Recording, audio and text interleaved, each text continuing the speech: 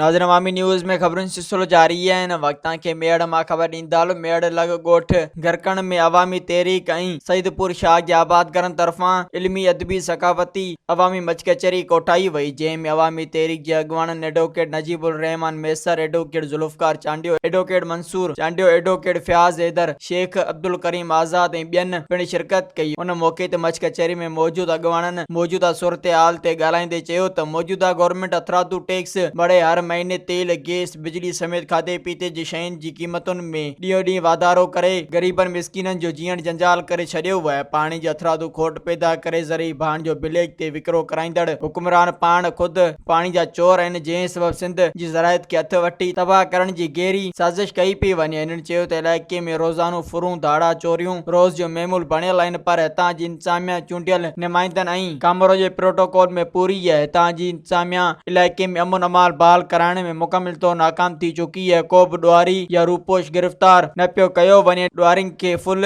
छूट मिलियल आहे, जंहिं सबब इलाइक़े वासी सख़्त परेशानी खे मुंहुं ॾेई रहिया आहिनि। उन मौके ते सिंध जे बलोड शाइरनि सुगड़न नाले वारे इनकलाबी शाइर साईं मोहसिन रज़ा चांडियो, साईं गुलाम मुस्तफ़ा जतोई, अज़ीज़ुल रहमान चांडियो, सिकंदर अली जतोई, अब्दुल कयूम चांडियो तरफ़ां शायरी, ॾूर बेत ऐं गुजारतों पिणु पेश कयूं वयूं। मज़ीद खबरों और तफसीलात के लिए विजिट करें हमारी वेबसाइट www.awamiNewsHD.com।